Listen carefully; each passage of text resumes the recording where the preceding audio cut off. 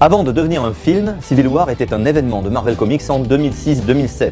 C'est d'ailleurs un de leurs crossovers les plus populaires et les plus réussis. Tout est parti d'une idée des géniaux Brian Bendis et Mark Millar. Et si pour changer, on faisait une histoire où l'ennemi n'était pas Magneto ou Doom, mais d'autres super-héros. Et s'ils se mettaient sur la gueule comme c'était la mode dans les années 60, mais en plus violent, en plus réaliste.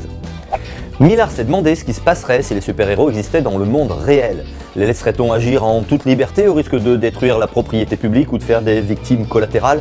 Évidemment pas. Tout commence à Stamford, Connecticut, où les New Warriors, un groupe de super-héros has-been, tournent une émission de télé-réalité. Ils tombent sur un groupe de super-vilains bien trop forts pour eux, dont Nitro, l'homme explosif, ancien adversaire de Captain Marvel. Durant la poursuite, Nitro fait exploser une école publique, causant plus de 600 morts, dont une 60aine d'enfants. L'effet sur l'opinion publique est comparable à celui d'un 11 septembre. Le gouvernement va donc devoir réagir. À partir de ce moment, les super-héros vont devoir s'enregistrer auprès du gouvernement américain, accepter de dévoiler leur identité secrète et d'être entraînés et encadrés. Un retcon de la série Illuminati nous révèle que Tony Stark, qui se qualifie lui-même en toute humilité de futuriste, avait déjà prévu cette conclusion depuis longtemps. Stark va donc soutenir cette initiative en essayant d'en réduire la portée sur les super-héros. Captain America, lui, reste fidèle à la ligne éditoriale que lui a donnée Marvel depuis les années 70. En effet, le traumatisme profond qu'avait subi l'Amérique lors de l'affaire du Watergate avait été répercuté sur Cap. L'auteur Steve Englehart l'avait confronté à un redoutable empire secret dont le leader corrompu était clairement une métaphore de Nixon. Depuis, Cap a cessé de jouer les bons petits soldats et défend les idéaux de liberté qu'incarne pour lui l'Amérique, même si cela implique de désobéir au gouvernement. Lors de Civil War, il refuse donc de se faire enregistrer, fait face au Shield et devient hors-la-loi. Il recrutera plusieurs héros, dont ceux qui deviendront les New Avengers. De son côté, Tony Stark rassemble de nombreuses recrues, dont la plus notable est Spider-Man. Il convaincra Peter Parker de dévoiler son identité secrète, ce qui aura de nombreuses conséquences sur la suite.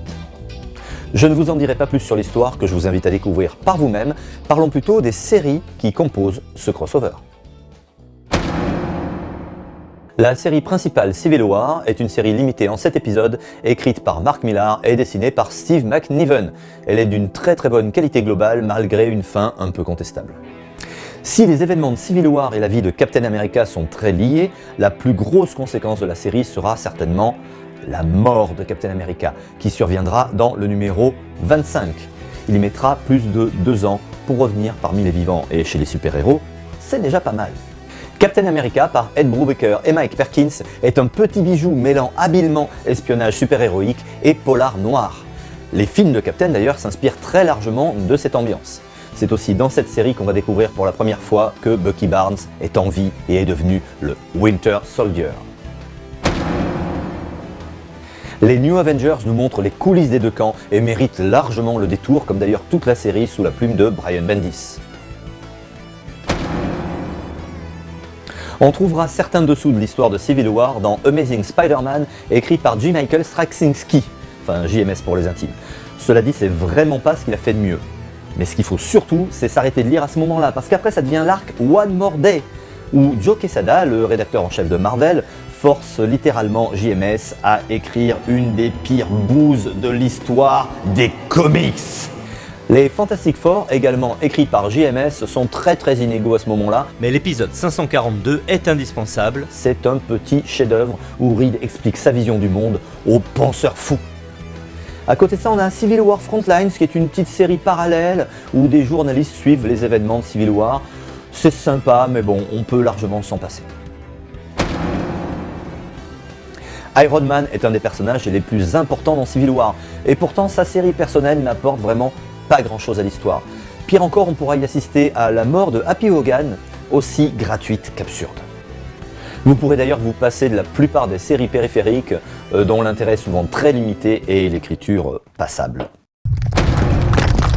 Civil War a donc eu un impact très important sur les super-héros, non seulement pendant son déroulement, mais aussi par la suite. Le monde Marvel n'a plus jamais été le même depuis. En français, Panini Comics nous propose de suivre la saga sur 7 tomes. Seuls les complétistes voudront toute la collection.